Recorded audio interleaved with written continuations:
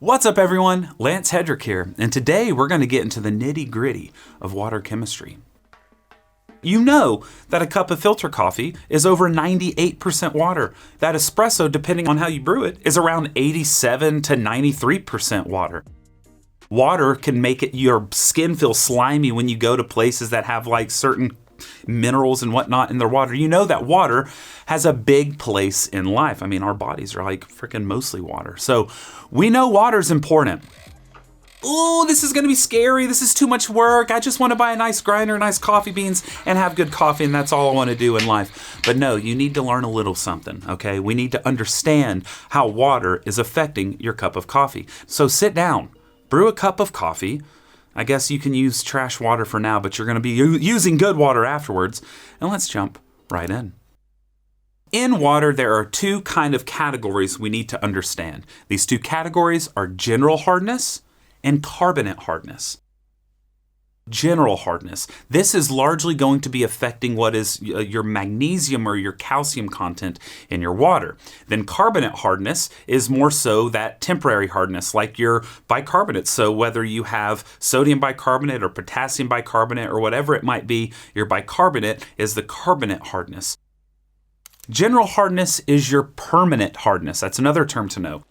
You can heat your kettle up all day and it's not really going to affect or change your permanent hardness. It is there, it is permanent. This is also what will eventually cause scale buildup. So your magnesium and calcium are the things that contribute to scale buildup. They are minerals that could precipitate out that can affect your supplies, your machines. On the other hand, carbonate hardness is referred to as temporary hardness. This will be affected with boiling water and can change pretty rapidly through the different chemical transitions during brewing, so when you're heating up the water. Well, how do these affect taste? Well, we know what carbonate hardness does pretty objectively as far as what the bicarbonates do, and that is they are used as a buffering agent. What does that mean? It means it takes acidity and it smooths it out. If your coffee has a lot of vibrant acidity, you bought it at a local coffee shop and you're like, oh, this was so good. There were blueberries and raspberries and all these delicious fruits in it. You go home after buying the bag from your local roaster, you brew it at home and it's like, ugh, this doesn't taste like what I had at the shop. What is going on? You could have really high bicarbonate. It could be buffering out all of that perceived acidity. Some people say my coffee is too sour. You could, of course, increase your extraction to lessen the perceived acidity, or you could add bicarbonate to your water in order to buffer out that acidity. Now, on the other hand, with general hardness, there's no real proof as to what they're doing. We know they affect taste, and there are lots and lots of anecdotes out there as to how they're affecting taste. The issue with these anecdotes is most of them are coming from people or companies or whatever that aren't doing specific methodologies in order to give those conclusions. They're not using millions of dollars worth of scientific equipment in order to understand what's going on, A. And B, a lot of times the anecdotes are coming from people that do not have access to pure salts in order to truly see what's going on. So you may see some people claim that magnesium sulfate is different than magnesium chloride because sulfates are much more bitter. If you're using something like Epsom salt for your source of magnesium sulfate, that's an impure form of sulfate. There should really be no difference in taste between the chloride and the sulfate between those two, and the magnesium is a separate cation altogether. But anyway, I digress with that. That's too much information, but something I felt was proper to say because we need to understand that it's difficult to get our hands on really pure salts unless we're working with a laboratory or if we have some sort of connection or if you want to buy in bulk. Some say magnesium can increase complexity. It can help with the showcase of the acidity. It can maybe even bring some sweetness to the cup, whereas calcium can increase the body. It can also help with some sweetness. With magnesium, they say too much can make it maybe harsh or bitter or something along those lines. Too much calcium has been attributed to being chalky coffee, which is something I too have experienced. But too much of either one of them can cause a more flat or a dull coffee. In reality, it's all about finding what works for you and your palate with the things that you have available in your area around the world. There are other minerals that can affect taste, like phosphates, like citrates, and different things like that. The citrates can actually come out as citric acid, which can kind of boost the acidity in your coffee in a almost artificial way. But we're not really going to deal with that because most people aren't buying citrates in order to brew with at home. Most people are looking at Epsom salt, which is your magnesium sulfate, and most people are looking at baking soda, which is your sodium bicarbonate. That is the easiest and most approachable way to make your water at home, and is what is the foundation of a lot of recipes you'll find online. You can also find things like potassium bicarbonate and calcium chloride and magnesium chloride online or in different stores if you're privy to it, in order to make even a more nuanced approach to your water. In order to keep things as simple as possible, we're going to focus mostly on things that are connected with bicarbonates, so things like potassium bicarbonate and sodium bicarbonate, and then we're going to look mostly at magnesium and calcium, which can be connected to sulfates or to chlorides or things like that. Something else we need to understand is very simple terms, which is hard water versus soft water. Hard water is that which has more minerals in the water itself versus soft water, which has to be relative to something else, which is less minerals in a given source of water. So let's say we have water that's 100 parts per million, which means there's 100 parts per million parts inside of the water, versus 20 parts per million on the other hand. The 100 would be harder water than the 20 softer water. Now we could take that 100 and have one that has 500 parts per million. In this instance, the 100 is soft water, the 500 is hard water. So it's a relative type of term, but is something that can be helpful when we're discussing our water attributes. Some places around the world have softer water. For instance, I know that I believe it's Melbourne has like 40 parts per million in a lot of their tap. In parts of New York, you have really low, about 40 or 50 parts per million, and that's great. That's a great first step to having fantastic brew water. But then you have places on the other end of the spectrum like Los Angeles that typically lives in the 400 to 500 parts per million area, which is way too hard for really tasty, nuanced, complex coffees. Even if you drink darker roasted coffees, it can still affect the flavor profile. One of the recent papers that came out about a year ago on the role of divalent cations in the extraction of organic acids in coffees, they used a darker roasted coffee for their experiment. And they were using gas chromatography and a lot of other things that are showing more objectively what's going on. But even in their sensory panels, they were using this darker roast and were able to see statistically significant differences, even at smaller concentrations of adding in these different minerals. There are different ways to discuss what is making up your water, meaning you can talk in terms of ppm or you can talk in terms of carbonate. So sometimes people say we have 300 ppm as calcium carbonate in the water itself, and it's just another way of discussing it. You can talk in terms of like grams per liter, but I find the easiest and just the most simplistic way of talking about all this is based off of ppm, parts per million. So what I like to do, and that's how my kind of mind works, is based off of ppm. You can always use conversions. You can Google up how to convert these things, and you can just sit there and type in what your city water has and type it into ppm, and then have it on a list so that you know what is making up your water. Most cities around the world actually release water reports, and this will give you an idea of what's coming out of your tap. If you say your tap water tastes great and you were happy with your coffee, well then don't watch a video on how to improve your coffee with water, because you're happy with your coffee and that's great. But the majority of us around the world need to have some sort of sit-down chat in order to improve our water for coffee. You can go through as many great beans, great grinders, great machines, great brewers, whatever it might be, and still have bad coffee, and it's because that first ingredient is not sufficient. Now, there are going to be things in tap water like different irons and whatnot that can cause a metallic taste in your coffee. Ideally should be removed. If not, it needs to be in a really small concentration to kind of abstain from that. Then another very common thing in tap water is chlorine. Chlorine is going to give you an off smell and is going to affect the taste of your coffee as well. It doesn't affect the extraction, but it will cause that kind of aroma to stay through to the final cup. Now, simple filters like a Brita filter can remove chlorine, that's for sure. But when it comes to permanent hardness, it is not able to remove that. You'll need something a bit stronger to remove a lot of that. Some places will use like a sodium softener in order to convert calcium and magnesium into other minerals so that you don't have that hardness to scale up your machine. There are many ways of going about tailoring your water, but a lot of them are very wasteful. One very common way is to go and buy distilled jugs, gallons, liters of water, and then you add something like third wave water or Aqua Code or Apax Lab or even the company I co-founded, Lotus water, in order to create your own water. But then you have all those plastic jugs that are going to waste, and that's not a great idea.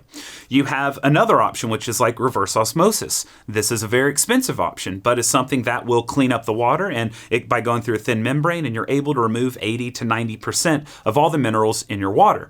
In order to remove all that, it's got to go somewhere. And so you have waste that's happening when you're using that water. It's like you're running water and you're wasting a majority of it in order to get the part that you actually want. Now, there are some systems that allow you to reuse that wastewater, and you can use it to like water plants or something along those lines because it is mineral rich. You're removing so many minerals. Where do they go? Bada bing, bada boom, in the wastewater. But it is inherently a more wasteful way of doing things. You could also use bottled water. Like in Switzerland, my favorite water is Loretana, and that has like a 30 ppm, very soft water, and does a great job with coffee. And with that soft base, you can either just brew with it if you enjoy really lightly roasted coffees without the water being too much of an artificial add-on, or you can add some more minerals to it in order to act as if that was a base of some sort. But that too is, relying on you to go and buy those waters. Now, another way of doing this, which I really enjoy, is you can go to local grocery stores if you have these in your area that have water refill stations. Sometimes they're using spring water for it that has a really respectable ppm for coffee brewing. And as long as the overall parts per million is not crazy high, then you know your bicarbonate count is not crazy high. That's what is mostly affecting our coffee taste, is that bicarbonate count.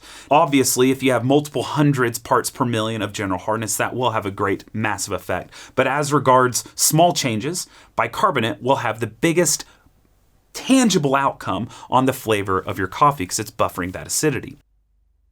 There's also something called a zero water filter, which strips all the minerals out of your water. But again, that's reliant upon a really heavy filter in there, and you'll have to discard the filter, which is very wasteful. And the longevity of those filters highly depend on how hard the water is in your area. The harder your water, the shorter lifespan the filter has. I live in a place where the tap water is about 140 ppm. Mine will last about 6 months of pretty heavy use. If you're in a place where it's 400 ppm, it might only last 2 months. Other kind of ways you can deal with this is by diluting with distilled water. So it's not ideal to buy deionized water all the time, but if you're just using a bit of it to dilute your tap water, it'll last a lot longer and there's a lot less waste. Or if you do reverse osmosis or anything else and going with a dilution route, that can really help. This is what's called an electroconductivity meter. Now, these are not super sophisticated, they're not super accurate, they're not the best things in the world, but they're really cheap, like $8 or something like that. And essentially it has two little diodes on the bottom. You put it in water and it tells you roughly what the total parts per million is in your water. Does it tell us what parts per million are bicarbonates or what the general hardness or anything like that? No, it does not. You can rest assured if you have 400 parts per million, you've got hard water and it doesn't matter what the makeup is. That is going to completely destroy your coffee. Even if it's perfectly divided between all the minerals we want, that's still really hard overall. If you put it in, it's 30 parts per million. Well, that's really soft and you can build off of that, which is great.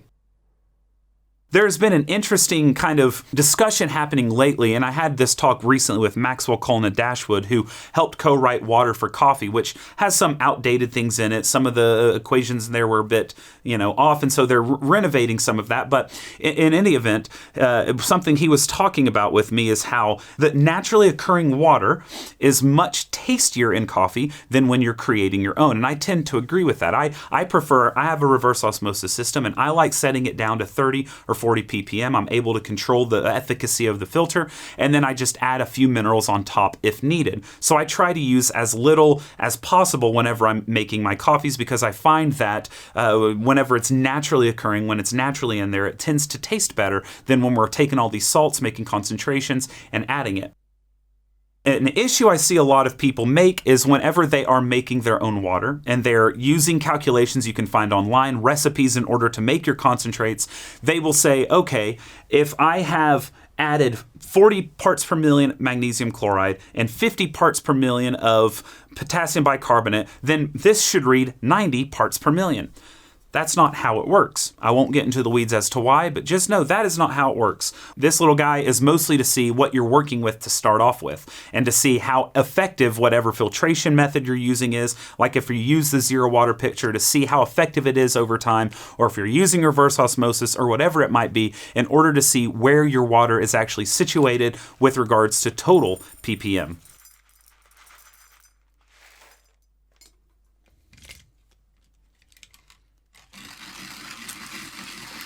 I'm going to use essentially a 0 ppm water. I'm going to get my water as soft as possible, and I'm going to brew coffee with that, with almost no minerals in the water itself. Then I will add minerals in a heavy concentration, and we'll do a tasting in order to kind of see the effects of these different minerals. I made a video with Dr. Samo Smirke a couple of years ago. We talked briefly about the effect of minerals on extraction. And at the time, there had been a study that came out, sort of. It was more of a sensory study without any type of objective backing beyond, I believe, 13 trained panelists in order to taste. But it seemed that there was no difference, no statistical difference, not significant at least, between coffees that were brewed with minerals added to the water beforehand and coffees that were brewed with minerals added afterwards. And then in 2024, a paper came out that actually looked into this on a more objective scale using some really nice equipment, in which I'll link down below. But in any event, it doesn't seem like there is any effect on extraction based off of the minerals in the coffee. It seems that the organic acids that are coming out are going to come out early on independent of water. They're very easily extracted and are not really affected by the minerals in the water itself. It seems more likely that the minerals are affecting the flavor in the cup afterwards, with the temperature inside as well as with the acids that have been extracted. So we might have some sort of changes in the cup once it's been brewed, not necessarily aiding in the extraction of organic acids. Again, those extract incredibly easily. Now, speaking of Dr. Samo Smirke, I was just with him in Zurich last week to do an experiment of my own, and well, in Zurich, that's outside of the EU. My phone plan is for the EU, so I needed a way to get online in order to double check some of these papers we were talking about, in order to get on Google Sheets to input the data that we are collecting. And the way that I was able to do that is with Saily. Saily is a company that is under NordVPN, which is a VPN I use and love, and it is an eSIM app. What that means is you download the app, you can buy an eSIM, so not a physical SIM card, but an electronic SIM card for whatever country or region you're going to. And this is based off certain data plans that you can buy. So instead of going to an airport and waiting in a long queue to get a local SIM card, you can actually buy it electronically, and it has a specific range of days that you can use it for. Now, because I do a decent amount of travel in and out of the EU, my phone plan is hit or miss. I don't have great data outside of EU. This is something that has helped me quite a bit, and I actually was using it in Zurich just last week. Being owned by NordVPN, you're able to set your location in the US or in Kazakhstan or wherever it might be. You can change that. You can do ad blockers for malware blockers, and you can do a safe search so that you are protected on the websites that you enter on. If this is something that could help you, you can get an exclusive 15% discount on one of the data plans using my code Lance Hedrick in all caps. So go download the app, check out the data plans, and use Lance Hedrick. And again, this will keep you safe while you're surfing the web and will give you the capability of using data around the world without potentially getting scammed by people selling SIM cards or having to wait in long queues. And it's as simple as downloading the app, picking your plan, and ensuring that your eSIM is turned on. But anyway, thank you, Saily, for sponsoring this video, and thank you for keeping my searches safe when I'm traveling the world. But let's continue with this taste experiment. I've marked on the bottom of these cups what I'm going to be adding to it. So this is just 0. I'm not going to add anything to this cup, so it's just going to be coffee.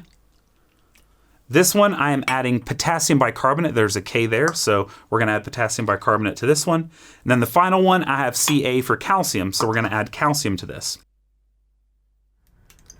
And I'm going to do 3 drops.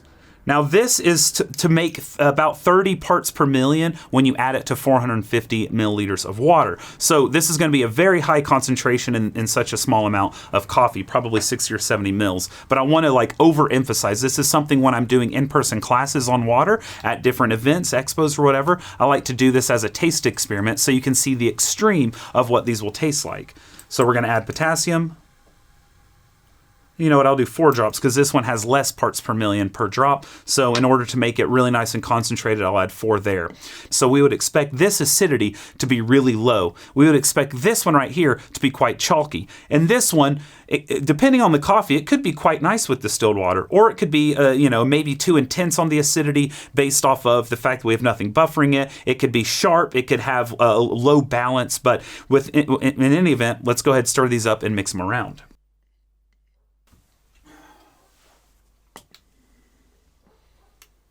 For those of you with misophonia, you may want to check out for a second because there's going to be a little slurping here. Anyway, let's get to tasting.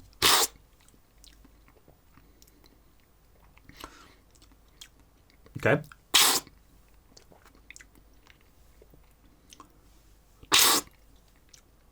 Ooh. That one is rough.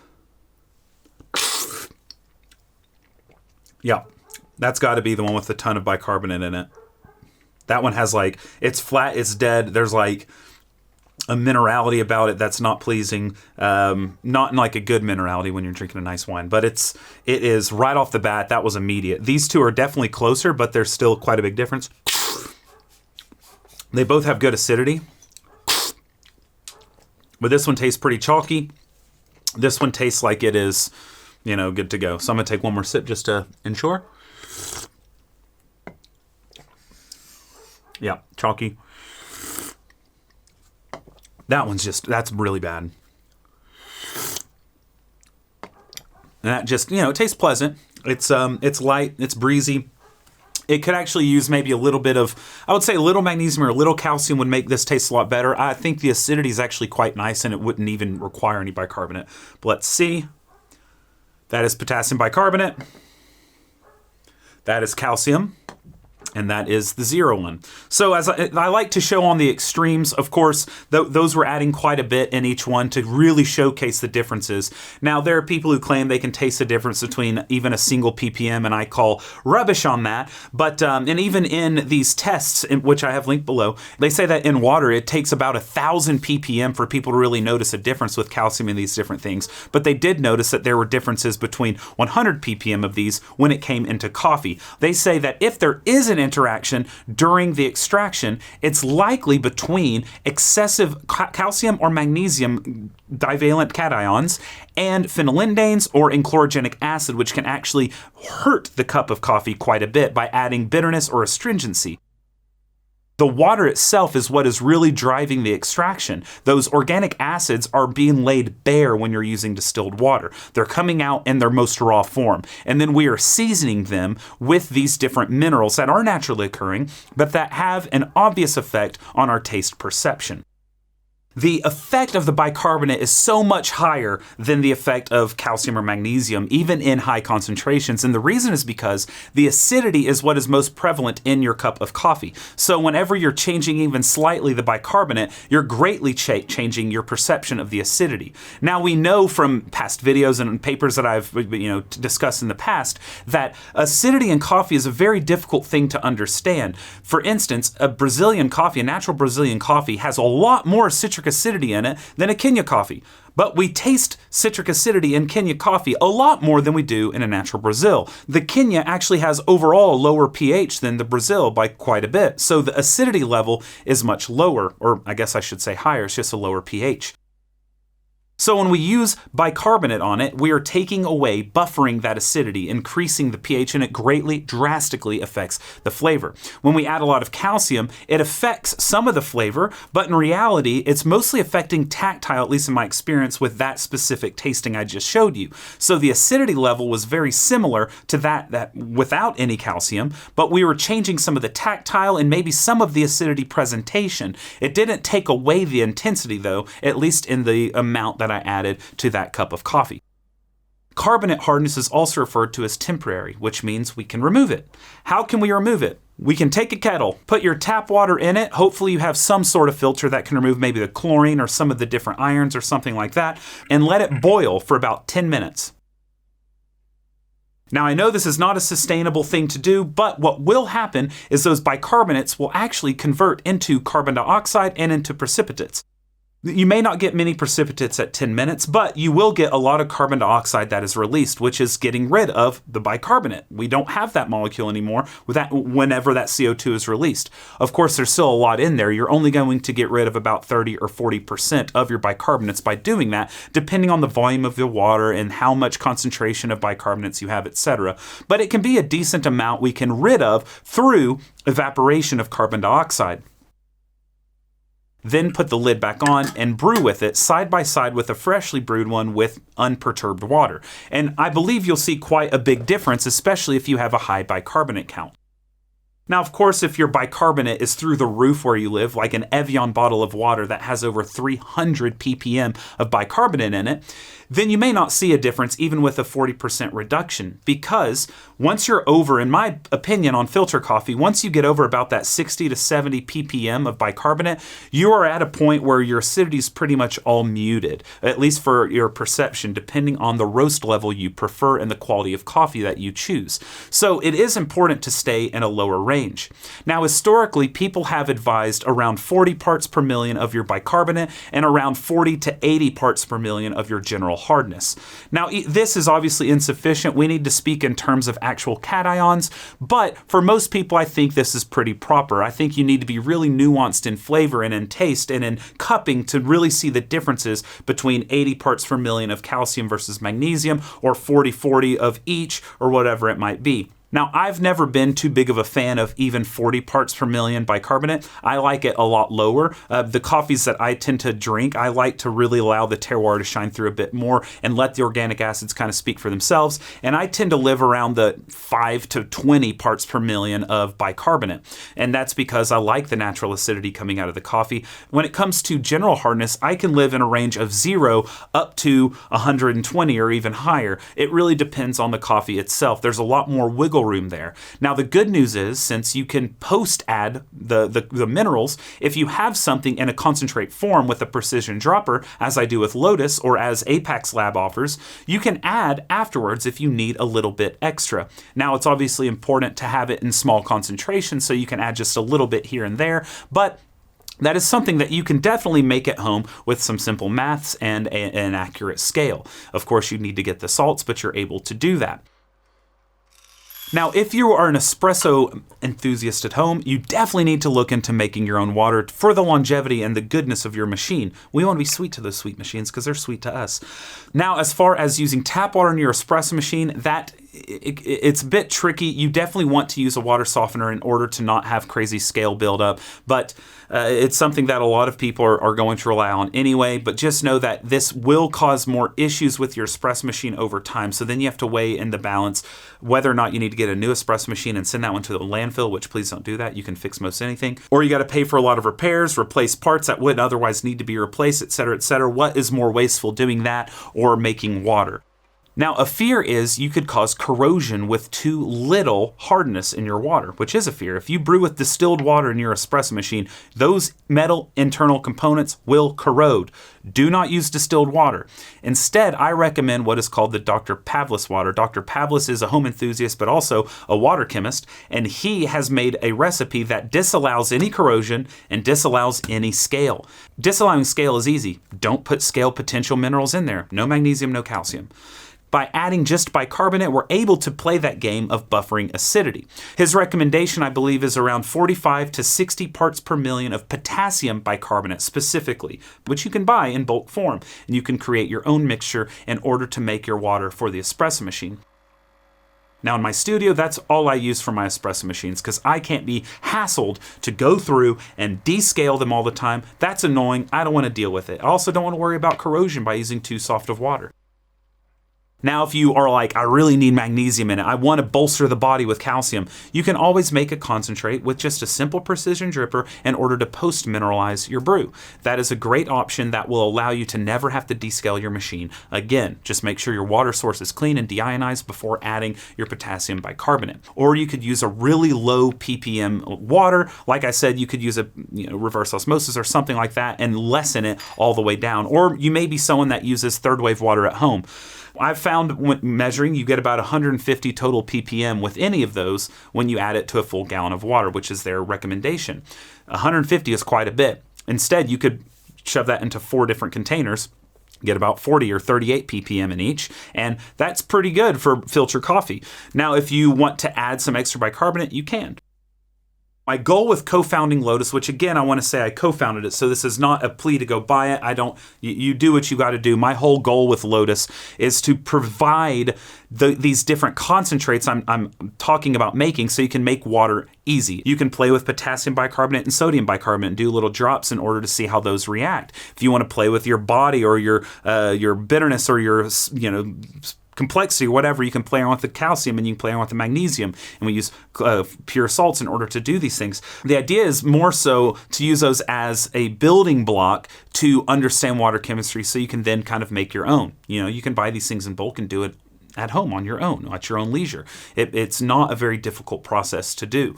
At first, it seems intimidating, and there is an initial investment because you need a quality scale in order to make these mixtures. But in the end, it's really not as difficult as you might think. And when you make them in bulk and refrigerate them, they're kind of good to go in perpetuity. So you just got to keep adding your mixtures and diluting it and yada, yada, yada, and you're good to go. But anyway, the whole idea of this is to help you brew better coffee. Once you have your good beans, once you have even a decent grinder, the #1 modulator of flavor is that water. In fact, I would take great water, a decent coffee, and a decent grinder way over great coffee, a great grinder, and crappy water. There's just no question about it. Crappy water is going to completely mute out everything. As I just showed you with that cupping, the one with all bicarbonate in it was so putrid, I would have preferred, an instant coffee to that, like no question. It was very, very, very bad because all the acidity was muted and it left this weird kind of metallic-y taste on my tongue because of the excessive potassium. It was not a good time at all. And a lot of people's tap water is going to be similar to that, where it's just going to mute everything. I cannot stress this enough. Water is so very important. So take this video seriously. Hopefully you learned something nice. If you enjoyed it, I would highly enjoy you hitting the like and the subscribe. That would just help the channel a whole lot. Thank you again to Saily for sponsoring this video and for, helping fund what I do here. But anyway, thank you so much for watching, and I hope that you brew something tasty today. And cheers.